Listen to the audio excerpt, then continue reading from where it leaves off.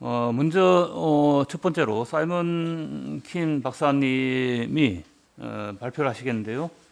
3.1 신고와 황제 내경의 인간관에 함축된 전기 자연철학 연구라는 주제로 발표를 하게 됩니다. 사이먼 킨 박사님은 연세대에서 동양철학을 전공하시고요. 미국에서 한의학을 공부하셔서 한의학 박사로 계시고요. 미국에서 또 한의학 강의를 하시는 분입니다. 요즘 세미나에서 사이먼 킴 박사님 자주 뵙는데요. 뵐 때마다 그 학문에 대한 열정이나 그 깊이에 대해서 많은 감명을 받았습니다. 오늘 발표는 3.1 신고의 성명정 삼진에 대한 연구와 그 다음에 이제 그 의학서이고 철학서인 황제내경의 영추를 상호 비교하는 논문이라고 판단됩니다. 이 속에는 화이트헤드도 나오고요. 또 여러 가지 동양 사상이 같이 비교되어서 나오고 있습니다. 그래서 오늘 발표가 3.1 신고의 성명정에 대한 그리고 또 동양 사상과 연계, 서양 철학과의 또 비교를 통해서 3.1 신고를 좀 더 다양하게 접근할 수 있는 그런 발표가 되지 않나 이렇게 생각됩니다. 사이먼 킴 박사님 발표를 듣도록 하겠습니다. 제가 발표할 논문의 제목은 3.1 신고와 황제내경의 전기자연 인간관이라는 좀 너무 전문적인 그런 내용인데 3.1 신고에 저희가 이제 다들 아시겠지만 성명정 한마디로 삼진이라고 하죠. 그 3.1 신고에 쓰여 있는 성명정, 그러니까 누가 성명정을 갖추고 있죠? 그는 당연히 우리 인간인 것이죠.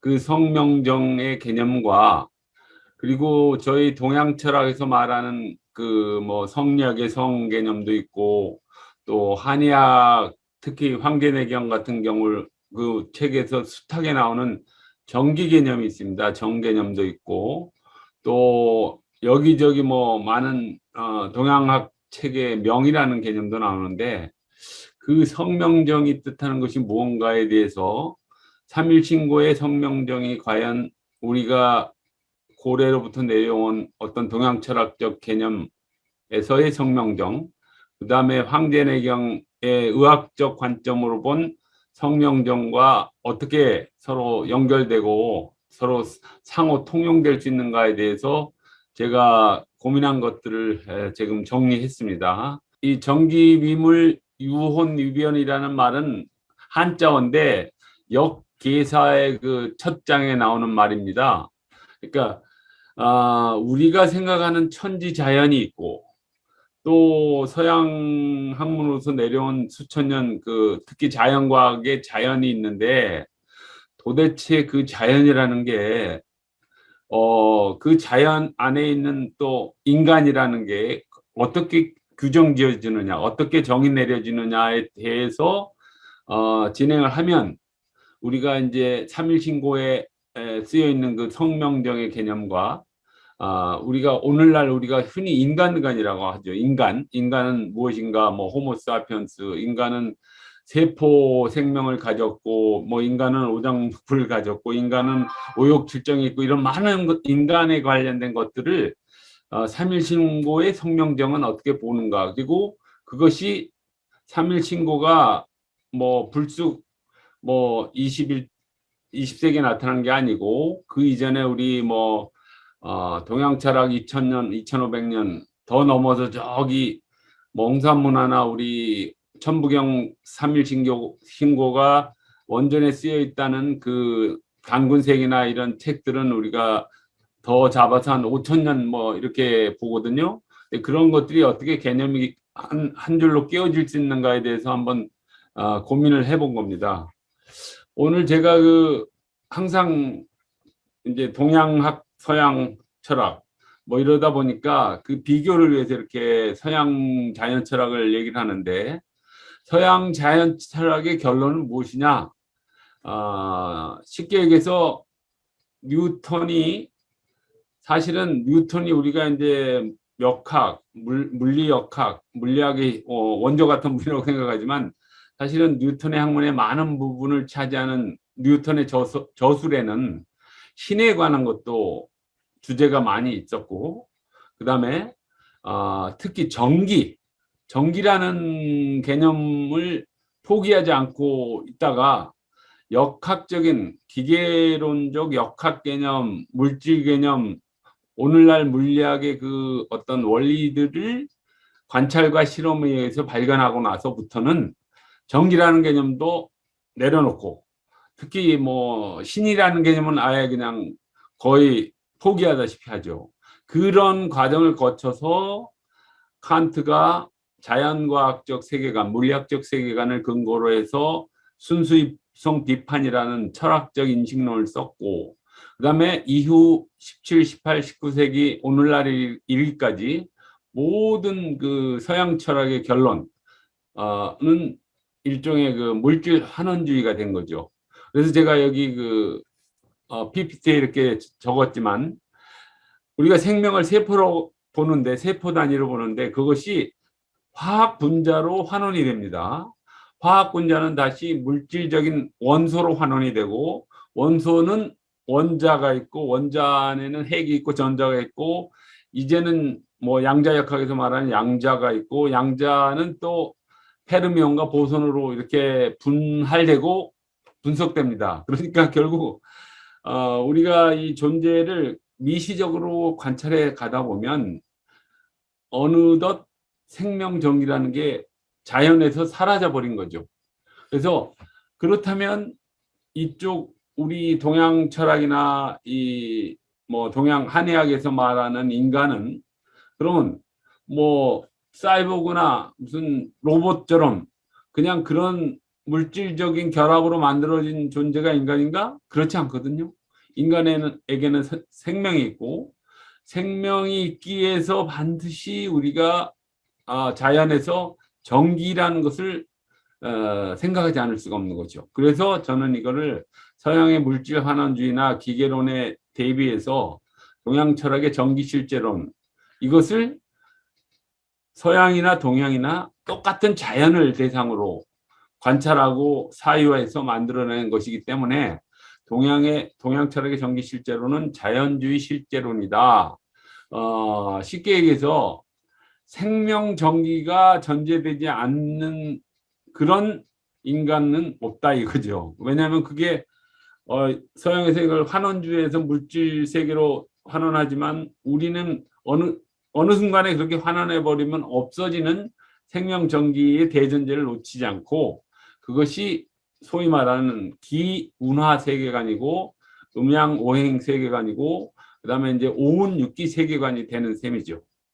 그래서 저희들이 그 알고 있는 장자라든가 맹자라든가 주자, 뭐 심지어는 삼봉이나 태계, 율곡 같은 분들 모두 다 일종의 기철학자고, 자연에서 전기를 결코 배제하지 않는 그런 철학을 했습니다. 그래서 전기란 무엇인가를 또 한번 정리를 해봤는데,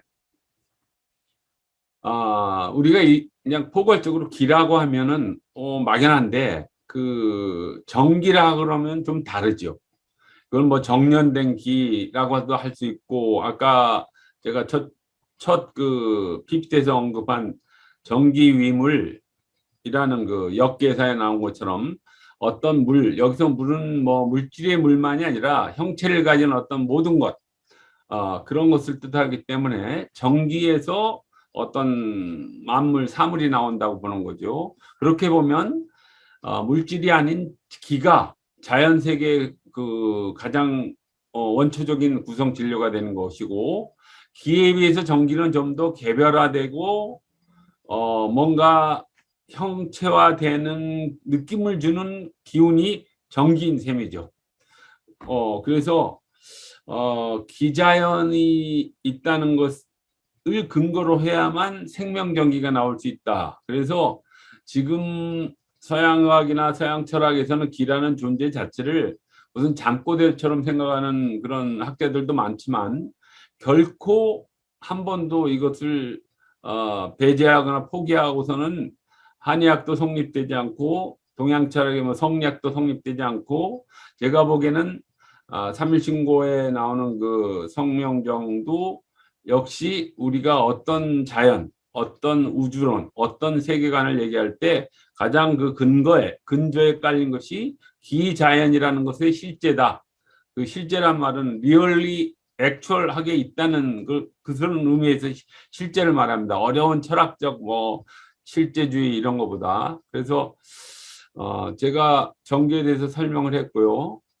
경희대 한의대 학장도 지내시고 이렇게 끊임없이 뭔가를 그 의철학적인 뭘 써내시는 김남일 교수님께서 매일 이렇게 한 그 동의보감 원문을 이렇게 보내주셔가지고 제가 열심히 공부하고 있는데 이 여기에 나오는 근거가 이렇게 조금 전에 제가 정기란 무엇인가 할 때 오른쪽에 가볍고 맑은 것은 상을 이루고 그것은 하늘에 근거하고 무겁고 탁한 것은 형체를 이루는데 그것은 땅에 근거한다 이런 식으로 벌써 이 상과 형을 얘기하고 전기를 얘기하고 2단계가 어찌 보면 뭐 어떤 과학적인 어떤 관찰과 실험에 의해서 나온 건 아니지만 우리가 생명을 경험하고 온갖 주변의 만물, 자연물 이런 걸 경험하면서 어떤 근거로 삼는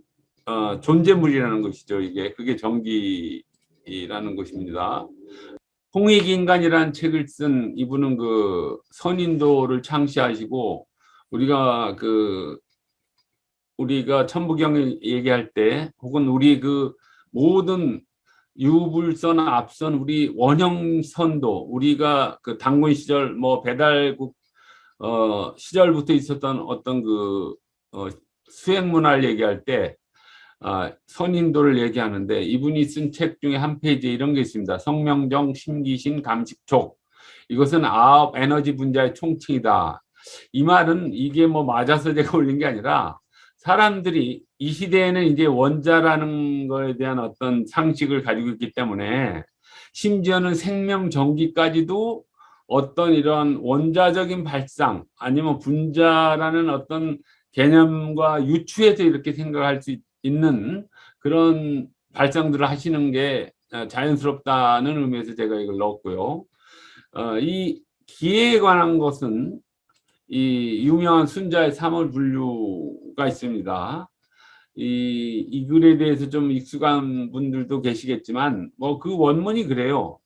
맨 아래 단계 물과 불은 수화는 기는 있지만 생이 없고 생명이 없고 초목은 생명이 있지만 지각이 없고 또 금수 일부의 고등동물은 지각은 있지만 거기에 뭐 가치라든가 의미라든가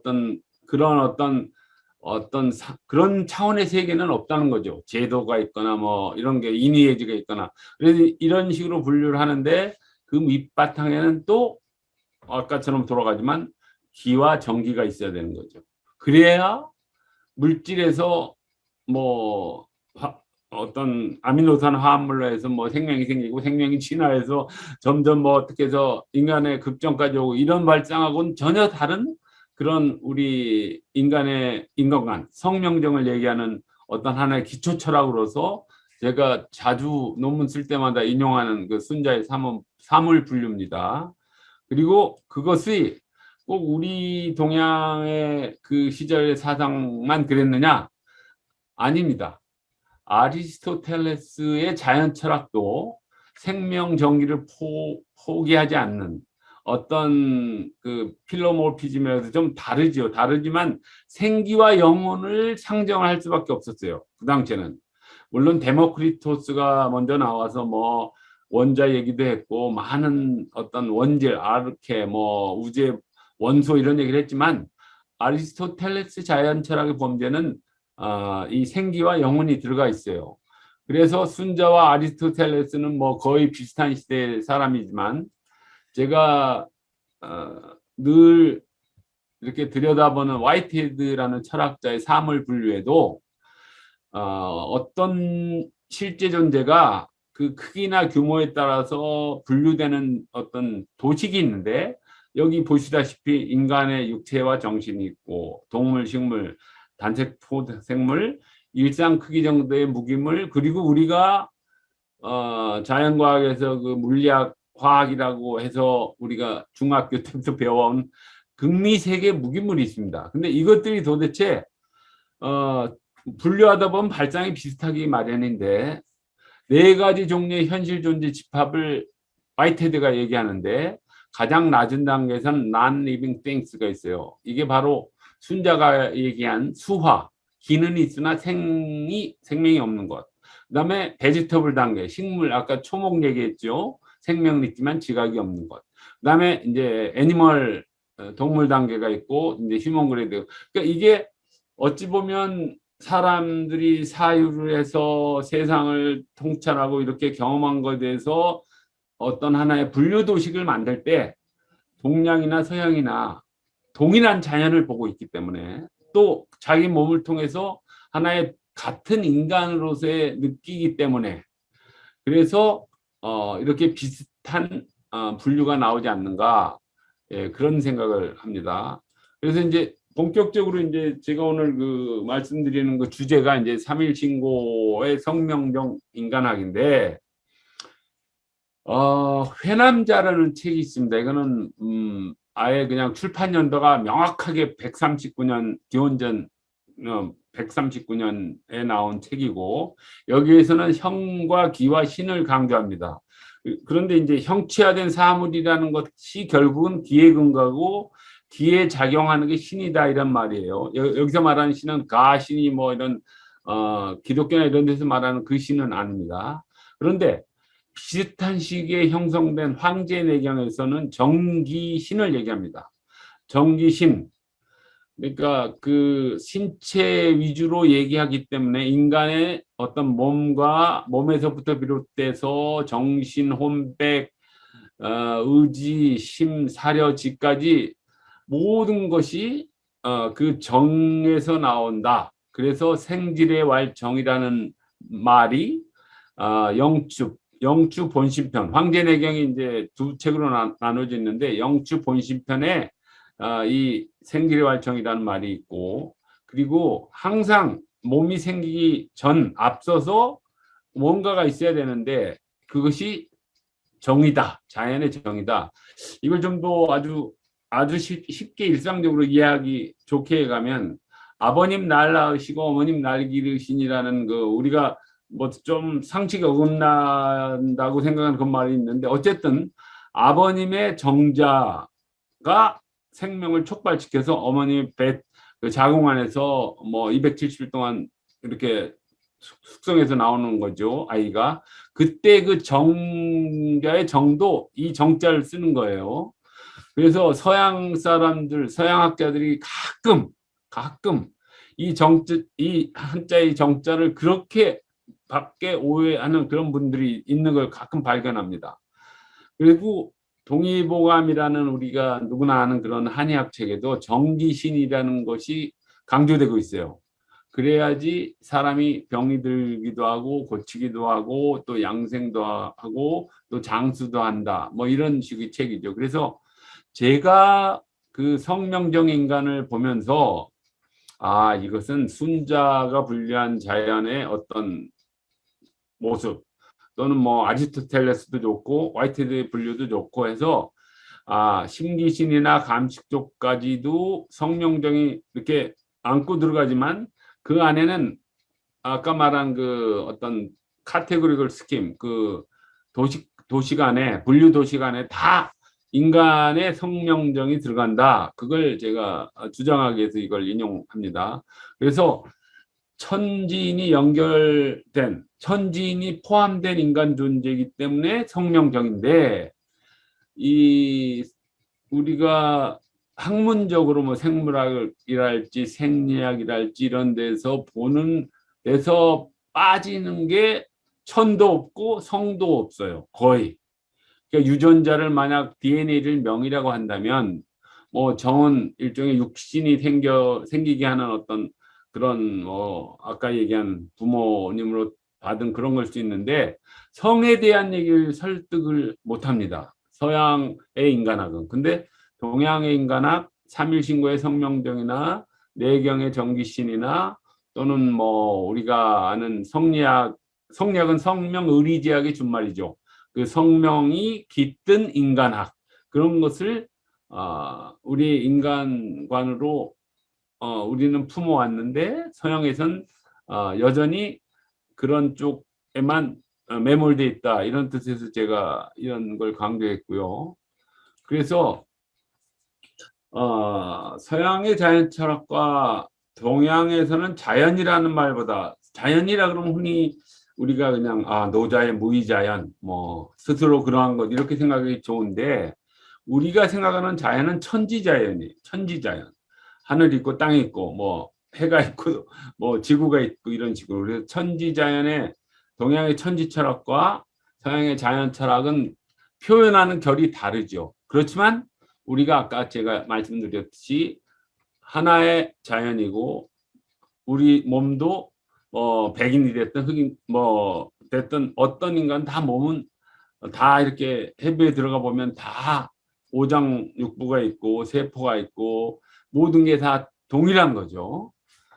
그래서 여기 보면 제가 동양의 천지자연은 서양 철학이나 서양 과학이나 서양 의학에서 해석하지 못하는 어떤 그런 것들로 인해서 우리가 더 풍부하게 인간을 해석할 수 있는 게, 이를테면 음양오행이랄지 오운육기설이 있어요. 그 근거는 물론 현자들이나 어떤 철학자들이나 성인들이 가진 사변에서 나온 거지, 이게 무슨 실제로 이렇게 뭐 입자를 가속기를 통해서 어떻게 이렇게 관찰해서 실험을 통해서 증명한 건 아니에요. 그렇지만 이걸 통해서 우리는 모든 거, 동양 우술, 뭐 명리학이나 뭐 성리학이나 뭐 한의학이나 뭐 풍사학, 모든 게 이걸로 해서 이제 원리로 돌아가는 거죠. 그리고 인간이란 것이 무엇인가? 물질 입자와 에너지로 파악되지 않는 생명, 전기, 자연을 기초로, 근거로 그것을 일단 인정하고 나서 가능한 것이지, 그렇지 않고서 뭐 아까 얘기했듯이 생리학이나 해부학적 그런 지식으로는 파악되지 않는 게 성명정 인간관이다. 그런 얘기고, 유경덕 서문에 제가 좋아하는 글이 있어가지고 이렇게 제가 음양오행과 오운육기는 천지자연의 이치다, 이런 얘기를 했고, 그 천지자연이 바로 우리가 지금 오늘 얘기하는 자연의 어떤 정기자연이 있고, 또 인간의 정기가 있기 때문에 인간이 있고, 이런 것을 설득할 수 있는 그런 이론적 근거라는 뜻에서 제가 인용을 했고요. 그리고 유기체 철학은 넘어가겠습니다. 뭐 시간도 뭐 주어진 게 많지 시간도 그렇고. 그런데 요거 하나 제가 하나, 철학에 있어서 가장 근본적인 것은 운동의 법칙, 물론 물질적 운동이겠죠. 삶의 의미 뭐 생명이니까 존속해야 되고 생존해야 되는 거. 정신성의 의미, 이건 뭐 인류 문명이 있고 문화적 가치가 있으니까 가능하고, 그리고 이 다음이 중요해요. 물질과 생명과 정신성의 상호 개념에 관한 것이다. 근본적인 것이 이런 것에 대한 물음이다라는 거예요. 자연에 대한 일반적 개념에는 삶과 정신에 대한 어떤 확정된 개념이 엮여 있어야 한다. 이것이 이제 우리 그 화이트헤드, 제가 좋아하는 화이트헤드 사고의 양태 마침 바로 여기 꽂혀있네. 사고의 양태에 그 쓰여 있는 그런 내용입니다. 그리고 제가 뭐 아주 부지런히는 못 읽었어도 나름 뭐 대학원 시절부터 수십 년 동안 조금씩 틈틈이 읽었던 자연의 개념이나 과학과 근대세계나 과정과 실제와 관념의 모험, 그리고 만년에 행한 그 강연한 것을 사고의 양태로 펼친 철학의 결론을 보면 너무나 유기체 철학이 우리 음양오행의 개념이라든가 감흥이라든가 이런 거랑 너무나 흡사해서, 저는 간혹 그런 생각을 합니다. 아무도 이런 얘기를 안 했기 때문에 제가 그냥 내피셜이라고 흔히들 얘기하는 건데, 라이프니츠는 주역 책을 읽었어요. 주역에 관련된 책을 저수를 했습니다. 그런 책이 있어요.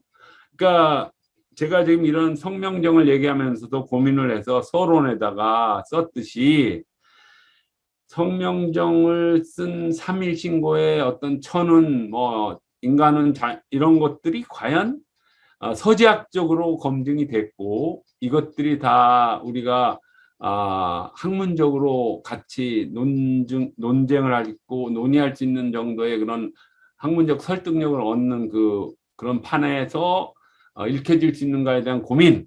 그렇지만 지금 뭐 시절이 이러니까 이렇다 치더라도 그것을 쓴 저자들, 일테면 뭐 안암너나 원동종이나 뭐 범장이나 이암이나 이백선생 같은 분들은 모두 당대 최고의 학자들이었어요. 그 당대라는 건 결국 뭐 많이 거슬러 올라가면 통일신라도 있을 수 있지만 고려, 조선 해가지고 다 모든 게 다 뭐 성리학이라든가 우리 뭐 한의학적 지식, 내경 아니면 주역이 다 누구나 지식이라는 늘 읽어야 되는 거니까. 그래서 그분들이 쓴 책이라면, 그분들이 쓴 성명정이라면 당연히 지금 제가 말씀드리고자 하는 이런 얘기들의 그 개념들과도 어떤 연결고리가 있는 것이지 뜬금없이 갑자기 누가 뭐 창안해낸 건 아니다 이런 거예요. 그래서 지금 제가 요런 질문을 하나 갖고 다음 페이지로 넘어갈 텐데, 라이프니츠가 주역을 읽고 관련 서적을 냈는데 화이트헤드도 주자나 동양학의 이기론을 읽었을까? 왜냐하면 중국의 과학과 문명을 쓴 니담이 항상 주장하는 게 이러한 주자학이라든가 기철학이라든가 이런 세계관이 결국은 유기체 철학과 관련성이 있고 연결이 되는데 왜 화이트헤드랑 이런 주자의 그런 거랑 연결해서 그런 것을 하지 않느냐라는 거를 얘기해서 그 이후로 많은 학자들이 중국 쪽에서도 그렇고 이렇게 해서 화이트헤드와 이 동양 철학에 관련된 어떤 개념을 비교 연구하는 것들이 많이 나왔습니다. 지금 그 성명정을 얘기하기 위해서 뭐 다른 것을 이렇게 많이 이렇게 얘기하는 이유는 3일 신고 안에만 있는 성명정 얘기 가지고는 학문적 설득력의 외연이 넓혀지지 않고 학계에서 3일 신고의 성명정이 이렇게 논의되려면 동양 철학에서 얘기하는 성명정, 한의학 내경에서 얘기하는 성명정과도 같은 개념의 레벨 안에서 그 문제의 주제로 다루어져야 이게 자꾸 그런 게 축적돼야만이 언젠가 이런 뭐 물론 단군 세계의 역사 얘기는 또 다른 면이지만 이런 어떤 철학적인 사상적인 어떤 인간관이나 우주관이나 어떤 자연관에 대한 그런 설득력이 얻어지는 것이다. 그런 입장에서 제가 이걸 계속 앞으로도 뭐 계속 연구해 나갈 과제로 삼고 있습니다. 좀 어렵게 느껴질지 모르겠는데 제가 우연히 발견한 이분의 논문을 읽고 빅뱅 이론 때문에 물질과학이나 천체물리학이 설득력을 많이 얻게 됐어요. 왜냐하면 우주가 38억 년이나 되는 물질들의 확장성이다라고 생각할 수 있는 근거를 내준 거죠. 근데 우리가 과연 생명도 그럴까? 아까 제가 존경하는 최기중 선생께서 신귀신 뭐 성명정 감식촉을 갖다가 어떤 분자화한 어떤 도표까지도 생각하시는 아주 창조적인 발상을 하셨는데, 근데 이게 지금으로서는 하나의 숙제죠. 왜냐하면 물질 단계에서 수화해서 초목이 되는 그 어떤 임계점이 있는데 그게 어떻게 그렇게 되는 거지? 그다음에 그런 식물 단계나 동물 단계에서 인간이 가진 이성이나 정신성으로 넘어가는 어떤 특이점이 있는데 그것도 뭐지? 이것을 학문에서는 이전의 단계에서는 말할 수 없고 설명할 수 없었던 게 발견되는 것을 창발론이라고 합니다. 이머전티즘이에요. 물론 거기는 소프트 이머전티즘, 뭐 하드 이머전티즘이 있지만 그것은 삼각형을 이렇게 볼 때 순자의 위계 서열로 본 하이라키 존재 도식이 내려가면 오늘날 말하면 물질 환원주의로 내려가는 코스가 있고, 지금 조금 전에 제가 얘기 드린 창발론적으로 물질에서 화학분자로 생명으로, 생명에서 정신으로, 정신에서 뭐 영성까지 올라가겠지. 이렇게 올라가는 어떤 전 내가 있고 해서, 그런데 고민을 해서 어떻게 하면 자연의 특이성, 자연의 모든 어떤 그 이론이 하나의 통일되는 거, 설명을 할 때 물질 세계만 따로 있고 생명 세계 따로, 뭐 인간의 그 정신 세계 따로가 아닌, 그걸 다 이렇게 하나로 총괄해서 설명할 수 있는 이론이 있을까? 저는 뭐 그걸 이제 기자연주의라고 보는 사람인데, 근데 지금 그런 것들이 계속 문의되고 논의되고 있다는 것을 제가 발견해서 이 논문을 제가 인용을 했고요. 그래서 우리가 지금 벌써 그래요. 물질 혹은 유구체라는 자연의 형식이라는 두 가지 다른 형식이 있다는 것에 대해서 어떤 것은 실체적인 알갱이 같은 입장, 어떤 것은 과정적으로 어떤 유동하는 변화하는 입장, 그렇게 해서 다르게 볼 수 있다. 그러면 우리가 지금 성명정을 얘기할 때 기초적인 자연관에 대한 어떤 색다른 안목이 없이 그냥 성명정, 뭐 완전히 우리가 뭐랄까 그 교조적으로 그냥 받아들이지 말고 진지하게 학문적으로 고민할 때 이런 궁극적인 생각을 한번 해볼 수 있다는 거죠. 나머지 시간 동안은 이제 3.1신고 인간론의 성을 해석할 때는 어떻게 했느냐, 그것을 동양 철학에서는 어떻게 보느냐 하는 것에 대해서, 또 정에 대해서는 어떻게 해석했고, 또 한의학 황계내경에는 어떻게 했느냐, 이런 것에 대해서 간단히 언급을 해보겠습니다. 성이라는 것은 사람의 본질적 요소인 성품이다라고 이제 정의를 내릴 수 있겠죠. 그 사람의 본질적 요소라는 것은 물론 이제 육신의 것도 있고, 뭐 또 우리가 참 어려운 얘기인데 정신과 육체 이부부 이런 건데, 인간은 물리학적 원소로도 환원이 됩니다. 막 이렇게 나누면 뭐 인이 얼마고 철분이 얼마고 이렇게 할 수가 있겠죠. 또 생물학적 세포로 환원도 가능해요. 그렇지만 또 심리학적인 정서로 또 이렇게 또 가능해져. 그런데 우리가 성을 얘기할 때는 인의예지, 예?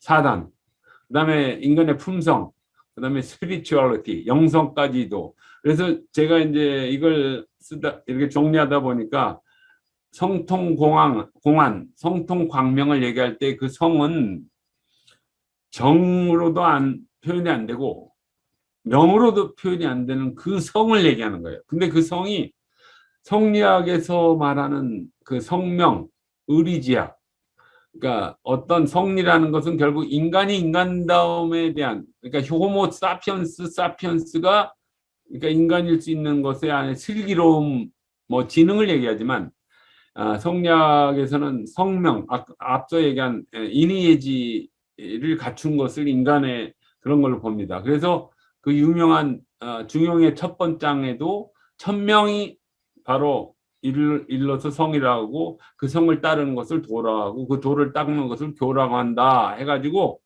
그 여기도 역시 명이 나오고 성이 나와요.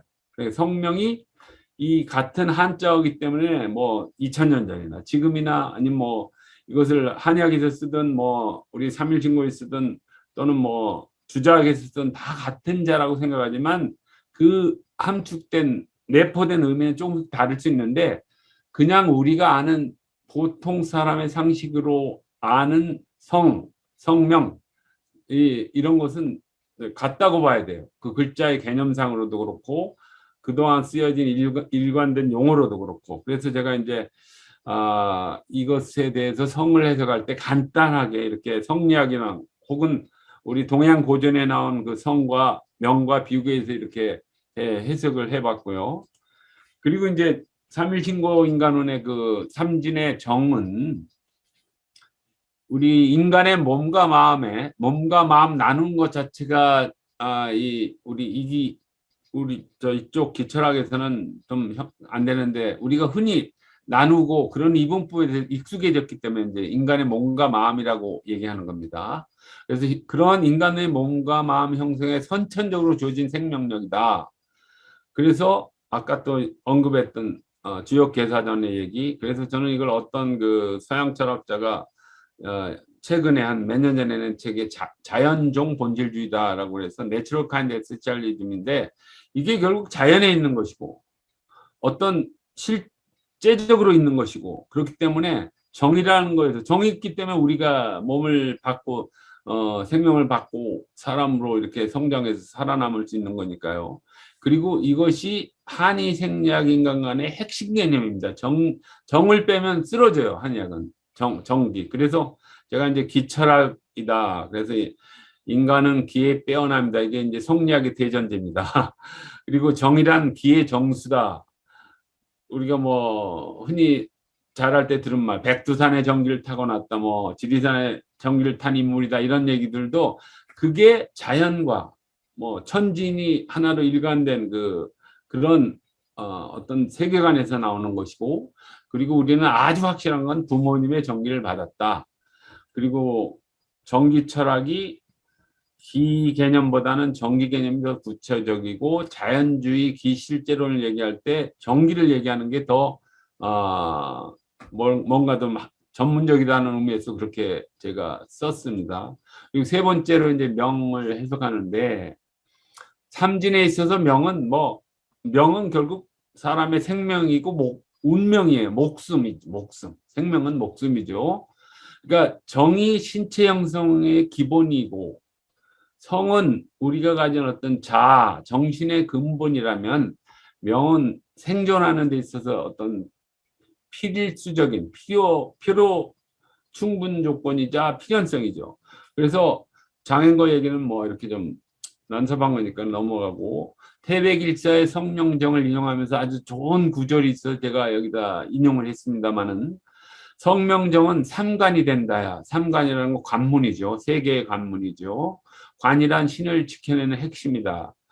성은 명을 떠나지 않고 명은 성을 떠나지 않으며 정은 그 가운데 있다고 했어요. 이게 삼신호제 봉제 나온 얘기인데 저는 이런 말을 그러니까 요 간단한 한 줄 두 줄 말이 다른 어떤 동양 고전이나 이런 데 써 있는 걸 본 적이 없어요. 아주 태백일사를 쓰신 분이 이런 거에 대해서 정통해서 또는 우리 조상들이 삼진에 대한 성명정, 심기신, 감식족에 대해서는 이런 것에 대해서 완전히 뭐 이렇게 일반 상식화돼서 통달했다는 게 아니면 나올 수 없는 대단한 얘기입니다. 그리고 이제 오늘 제가 이 논문을 발표하면서 하기 어려웠던 부분 얘기, 반진 일신 얘기는 다음 과제로 넘겨야 될 것 같아요. 이게 일신이 또 삼신이 일신이 되고 삼진이 뭐 이렇게 된다는 거에 대한 거는 또 엄청난 다른 식의 또 논리와 해석이 필요하니까요. 그리고 요것들이 이제 정리된 게 지금 제가 말씀드린 삼일신고의 인간원의 성과 명과 정의 이런 식으로 정리된 것들이 도전 뭐 이런 책들 많은 이런 걸 설명하는 하나의 FM 책처럼 이렇게 나와 있어요. 그걸 제가 인용을 했고요. 그리고 그것을 다른 식으로 그려보면 이런 거죠. 여기 이제 삼관이 여기 있네요. 삼진이 명과 성과 정의로 연결된 삼관이다라고 제가 아까 말씀드린 게 여기 이제 정리되어 있고 나머지는 한번 또 제가 쓴 논문을 혹시 기회 있으면 한번 읽어보시고요. 이제 결론적으로 이것은 황제내경 영추 본심편에 나오는 영추의 8번째 편의 본심편에 나오는 천덕과 지기가 하늘과 땅이 덕과 기가 생을 만들고 그 생이라는 게 생질의 활정 아까 얘기했죠. 인간의 어떤 정, 유전자든가 신형의 어떤 근거가 되는 걸 만들고 그런 정의 양정, 음정 양정이 서로 막 부딪히고 분화하면서 활동해서 신이 나오고 요 짧은 5구절에 모든 게 다 들어있어요. 그 다음에 혼백이라는 것은 사실 인간의 혼백이 혼이 흩어지고 뭐 이런 얘기했지만 정신이라는 말을 몸과 마음을 담은 정신 할 때 서양의 어떤 스피릿이 뭐냐는 거, 어떤 뇌가 작용하고 인간이 정신 차려할 때 정신은 사실 혼백이 더 맞을 수 있어요.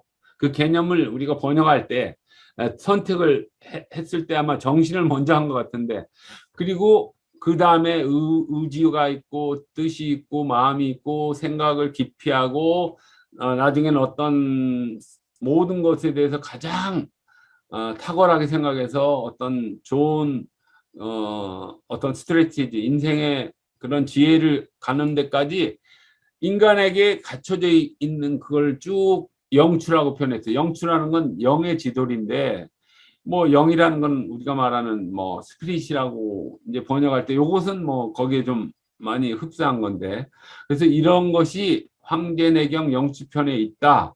그리고 그것이